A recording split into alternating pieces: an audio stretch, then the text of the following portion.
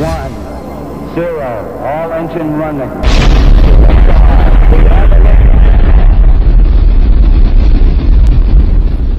Hello, I'm Nathaniel Helmanak, a mechanical engineering student at Marquette University.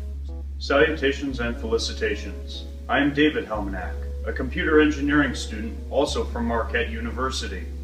And we are their advisors. I'm Dr. John Borg. And I'm Dr. Vikram Cariapa.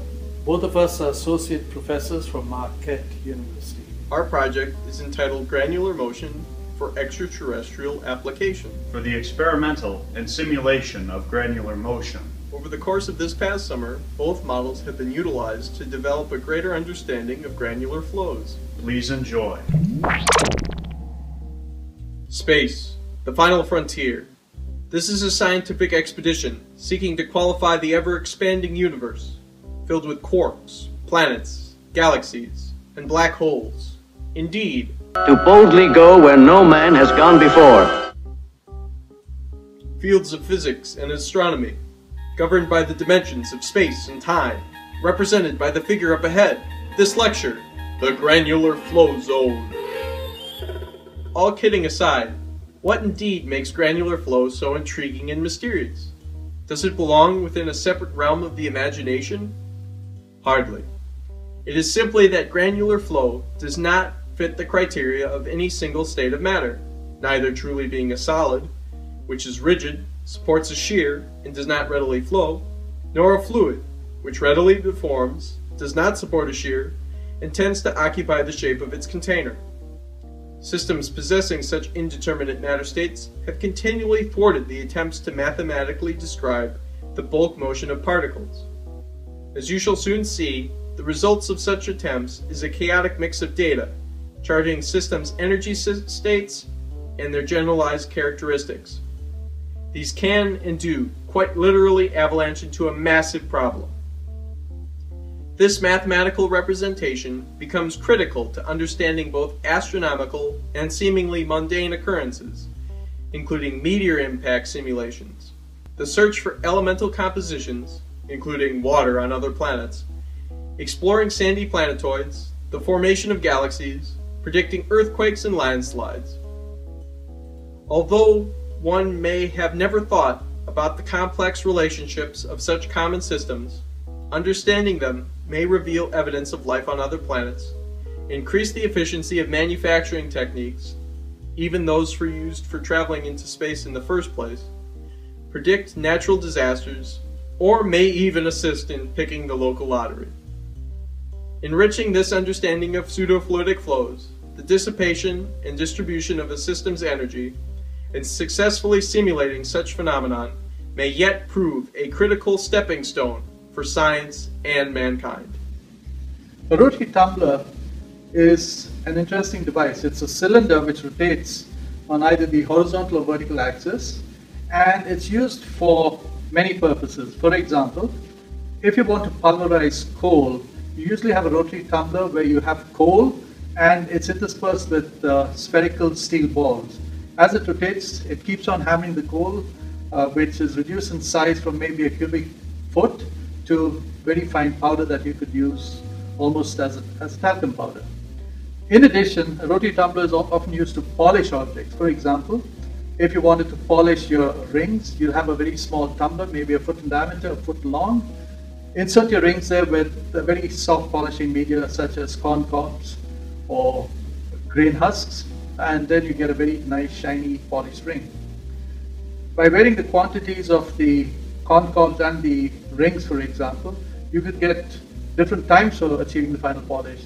And the research helps you understand the best way to not only fix up the amount of corn cob and rings or coal and steel, but any such combination of media and the parts you're going to finish, so that you can optimize the process and enable people to predict when exactly the process is finished. That's why it's really important to understand the physics of the flow. Experimentally, this meant designing a relatively simplistic test bed, featuring clear viewing windows with an adjustable piston to vary the tumbler's volume or fill. An initial design was based on a common rock tumbler, constructed from low-budget materials. The second design endeavored to hold a fixed axis, preventing the tumbler from jumping. And our final design aimed to further reduce vibrations.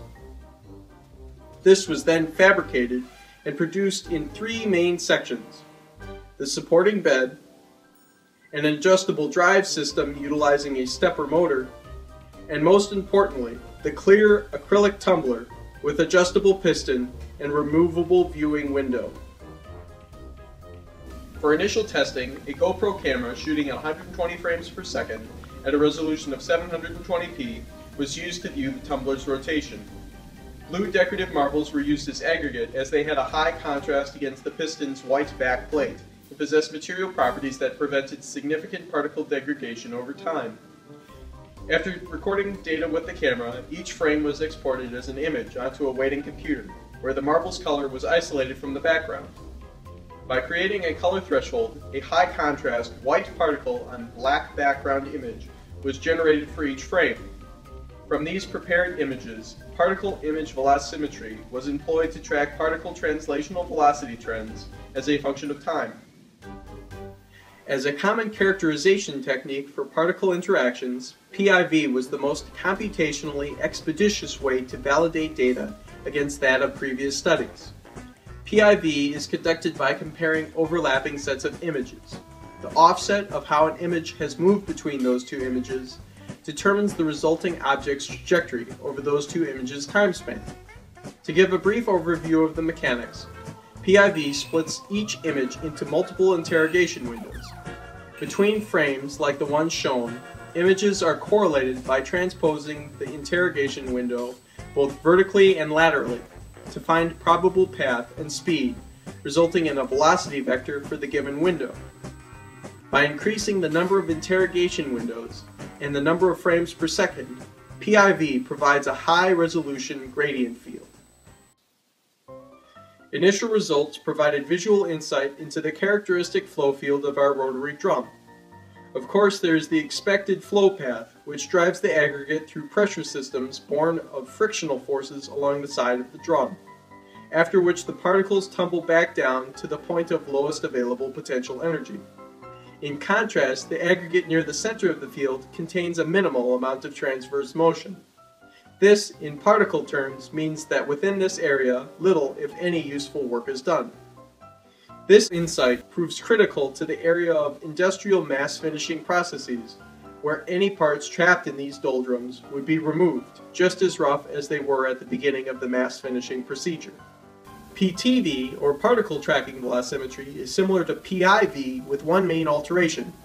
While PIV only finds relative velocity fields, PTV uses a cross-correlation and relaxation algorithm to track individuals within a system. Cross-correlation finds neighbors that have similar properties, shape, size, and color, to ID particles together. Relaxation uses velocity data taken from a particle's last known trajectory to make an educated guess, assuming minimal acceleration, as to a particle's new location, given constant speed and direction. This plausible area then becomes the main area of search for the PIV methodology, to determine final particles' positions and velocities. In order to obtain a higher resolution for each frame and better accommodate the parameters of the PIV-PTV software, a Photron high-speed camera was brought in. This camera, being capable of shooting at a frame rate of 500 frames per second and at a resolution of 1080p, added clarity and allowed software to more precisely define particle details, and as a result, the flow field. Of particular interest was the notion of measuring rotational rates for each of the particles within the flow field, as such measurements could not be found within previous experimental studies, and had been largely discounted in simulation studies. In order to distinguish the changes in each particle's rotation, the aggregate was first changed from the transparent blue marbles to a type more befitting of the test location. These moo marbles, named for their speckled Guernsey pattern, allowed individual particles' rotational velocity, in addition to translational velocity, to be gleaned from experimental tests. Similar to the PIV methodology, this image resolution technique makes use of the numerical pixel values and multiplication of these values to find peak correlation between images. In this example, an image of an apple is superimposed over an identical apple. As one image rotates over the other, the peak correlation occurs when the apple beneath matches the rotating apple above. While particles between each frame are not expected to correspond exactly during this process, the peak correlation during the procedure is said to match yielding rotation rate. The progression through these previously described methods led to a final improved process. We began by finding the starting positions of all particles within the drum. PTV software tracks the positions of the particles frame by frame, allowing for the close investigation of all individual particles within the tumbler. Now that the particles' positions have been established for all frames, rotational values may then be extrapolated for all particles within each frame and exported. Combining all of this data into a single matrix, script files may then be used to generate plots for any number of relationships between the variables.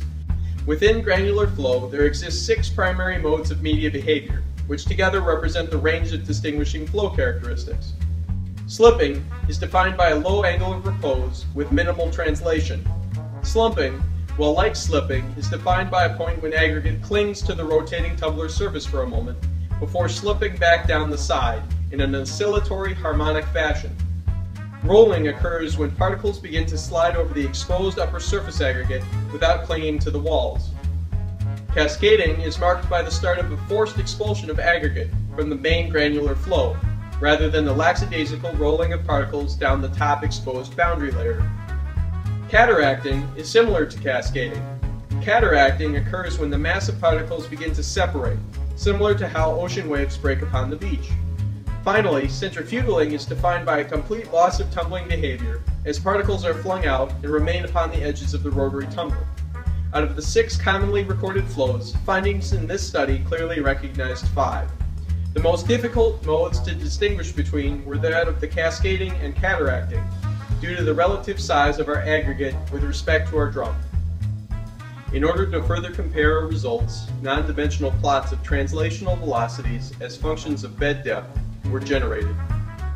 When characterized in this way, distinct flow regimes describing the translational velocity field emerges, shown in this chart, charting the descriptive flow field modes as a function of percent fill and Froude number. Another important phenomenon when investigating granular flows is the existence of force chains. Force chains are unique to heterogeneous materials. And in granular materials, force chains form when grains touch each other under load. So some grains will be involved in a force chain, which translates the force through the granular bed. Other grains won't be involved in the force chain. Thus, some grains are loaded and some grains are unloaded. This dynamic creates a heterogeneous force field within the granular material that can a lot of times dominate the overall bulk flow of the material. So within a given flow field, force chains will be constructed by what the surface morphology of the grains are and what that contact friction is. So that's a big player within the force chain. And then overall, what the strength of every individual grain is within that force chain. Can it withstand those loads that it sees? And then the external loading. So these together generate the force chain. But also of importance is what the rotation rates are within those. It is well understood that force chains act in a direction normal to the point of contact, but what happens in the tangential direction? As 2 particles collide in any other configuration other than a straight-on collision, frictional forces cause a moment at each particle's center. The way in which this phenomenon propagates through the flow field as particles brush up against each other, causing opposing rotation, led to our use of Bro chains to best describe our new findings. Bro chains, like force chains, are simple to observe.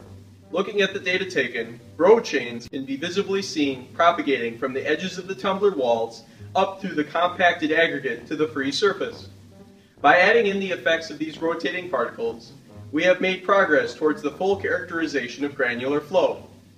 While researchers in previous studies have studied a significant portion of translational energy within the system, adding in the effects of rotational kinetic energy means checking off another major component in the conservation of energy known to exist. The results of this experimental study were great, and the project goals had been accomplished, but finding the information sought after was limited by both physical materials and time constraints. The project had yielded a strong foundation on which a more solid mathematical model could be built. primed for usage by fellow students and colleagues, this project would be supplemented by other methods with complementary strengths, weaving another thread of knowledge into the intricate tapestry of granular motion.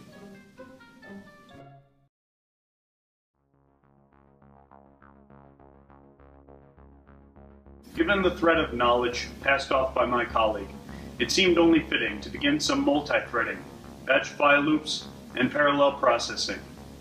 It is a reasonable supposition to assume that many people, when dealing with the complex phenomenon of reality, feel a bit like Alice, tumbling down the rabbit hole. What is real? How do you define real? This is where a choice must be made. You continue to use a physical marble, the story ends with physical reality. Science continues on with the complex and seemingly insurmountable task of deriving mathematical representations for systems whose physical values cannot be simply tracked. In the end, you would be forced to let go and believe whatever you want to believe. If, however, you use the virtual marble, humanity will discover just how deep the rabbit hole goes. Simulations are indeed what might be called a perfect system, devoid of imperfections, with which we may free our minds. Within the realms of the computational world of coding, we may only deal with absolute and concrete values with which to compare with the real world. While the results can never perfectly match the real world, simulations and mathematical models predict what a physical system will actually do, indicating the probability of events occurring in a given environment. This information may indicate where researchers should focus their attentions, saving both money and time by avoiding the necessity of building multiple iterations of prototypes. Therefore, it remains vital to verify simulations against physical phenomenon that can actually be quantified in a physical model. Granular motion simulations fall under the realm of discrete element modeling and physics engines, which are based on the fundamental interactions between particles, as established by physicists such as Isaac Newton or Robert Hooke. These particular two scientists were critical to the development of the particle model used for later simulations, namely the Hooke model. As seen in this animation of a particle interaction, the model incorporates elastic collisions in conjunction with a dampening system. When applied to a massive system, the calculations conducted between multiple particles in constant contact become incredibly computationally expensive, ultimately requiring the use of either a supercomputer or computer cluster. Now, the world being full of bright individuals, such modeling programs have already been coded and verified for usage by researchers. Enter LIGHTS, and the program it is based upon, LAMPS. LAMPS, or the Large-Scale Atomic Molecular Massively Parallel Simulator, provides the initial physical framework whereupon LIGHTS, or Lamps Improved for General Granular and Granular Heat Transfer Simulations, completes it. Incorporated into these programs, there exists a vast array of options and variables which may be used to convert a physical environment to a virtual one. After running a simulation between particles, the data can then be imported into virtualization software. In order to obtain a proper environment, a CAD model in the form of an STL file was generated for the drum and imported into the LIGHTS program. Further, wall boundaries were created to model the piston in the physical model, while spherical particles were dropped into the drum after being generated by LIGHTS code. Due to the need to verify this generated reality, the search began to find values for each material property, including Young's modulus, Poisson's ratio, in addition to the coefficients of restitution and friction between the materials. Early values, taken from online sources, failed to provide an adequate representation of the materials being used for the physical model. Therefore, several tests needed to be employed to obtain precise values, particularly for the coefficient of friction between the drum walls and the particles, which proved to be the most significant factor for accurate modeling.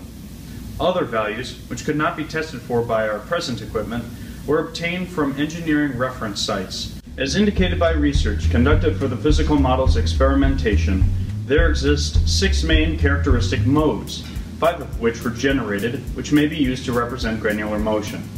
To verify the simulations against this reality, a blind side-by-side study was conducted to determine when these modes occur. As shown here, the experiments yielded identical modes using the same values. Thereby, the simulated material property values used and the relevant physical interaction results were validated. Now having been confirmed as an accurate and precise simulator tool, the simulations could be used to effectively generate and process granular flow models.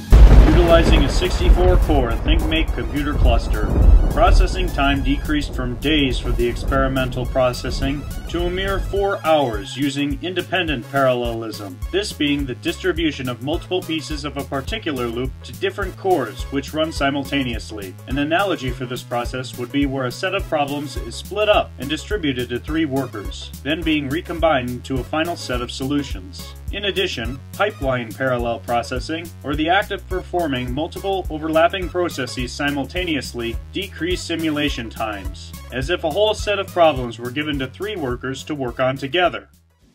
To characterize a flow model and provide versatility in its usage by other researchers and within industry procedures is often useful to non-dimensionalize obtained data. Primary among existing non-dimensionalized values is the Froude number, which, as the ratio of a characteristic velocity to a gravitational wave velocity, may show the overall characteristic nature of that flow. Early in the experimentation of this software and lights, a general trend of rotation was observed, where chains of opposing rotational directions between particles occurred. This appeared similar to previous work done regarding the static and dynamic interactions between particles during structural formation. This phenomenon of interweaving rotations, or Borg chains, seemed to reoccur only within certain characteristic modes, and was thought to be an interaction that should be investigated further. The analysis of data for both the experimental and simulation models begins with the position and rotation distribution plots. The position distribution chart shows not only where particles have been, but how often they have, charting overall particle paths and revealing distinctive flow layers. Rotation distribution plots give an ensemble average of rotation rates of particles passing through those positions in units of radians per second. In the case of cataracting in particular, we can see how particles being carried up the sidewall and along the surface boundary layer have constant rotation, whereas particles towards the middle of the flow have isolated pockets where no rotation is exhibited. In addition to the non-dimensional Froude number, the angle of aggregate repose was used as the basis of a second non-dimensional plot. Here, the horizontal or streamwise and vertical or transverse velocities were plotted over drum wall velocity. Continuing this process, a new non-dimensional graph was generated, which showcases particles by their relative position within the bed's non-dimensionalized depth as a function of the ratio of the particle rotation to the drum rotation. Again, both experimental and simulation results bear a striking resemblance to each other with similar characteristics during each of the demonstrated modes.